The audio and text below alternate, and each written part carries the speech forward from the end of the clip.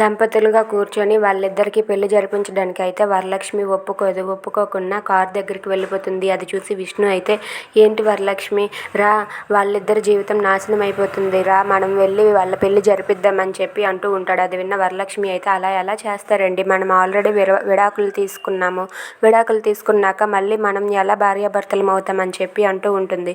అది విన్న విష్ణు అయితే, అది కాదు వరలక్ష్మి, ఒక జీవితాన్ని ఒక జంటను మనం కలపాలి, దానికి మన ఇద్దరం ఇప్పుడు భార్యాభర్తలుగా నటించి అక్కడ పెళ్లి జరిపించాలి పద వరలక్ష్మి అంటాడు. లేదు, దీనికి రావడానికి నేను ఒప్పుకోను అని చెప్పి వరలక్ష్మి అంటుంది. దానికి విష్ణు అయితే, ఏంటి అలా మాట్లాడుతావు, ఒక జంట కోసం ఆ మాత్రం చేయలేవా అని చెప్పి అంటూ ఉంటాడు. ఇంతలో వాళ్ళిద్దరూ వచ్చి, సార్ మీరు వస్తున్నారా అని చెప్పి అడుగుతూ ఉంటాడు. దానికి వరలక్ష్మి ఒప్పుకుంటుంది. సరే, thank you sir, thank you so much, రండి అని చెప్పి పెళ్లి కొడుకు పెళ్లి కూతురు అయితే పెళ్లిపేటల పైన కూర్చుంటారు. ఇక విష్ణు వరలక్ష్మి వాళ్ళిద్దరూ కూడా జంటగా ఉండి ఆ దంపతులుగా ఉండి వాళ్ళ పెళ్లిని దగ్గరుండి జరిపిస్తూ ఉంటారు. ఇక వరలక్ష్మి విష్ణు ఆ పెళ్లిని దగ్గరుండి జరిపిస్తూ ఉండగా వాళ్ళ పెళ్లి రోజులను అయితే గుర్తు తెచ్చుకుంటూ అలా ఒకరి ముఖం ఒకరు చూసుకొని ఉండిపోతారు. వాళ్ళ పెళ్లి ఎలా జరిగింది ఏంటి అవన్నీ చెప్పి గుర్తు తెచ్చుకొని ఆలోచించుకుంటారు. If you like this video please like, share and subscribe. Thanks for watching.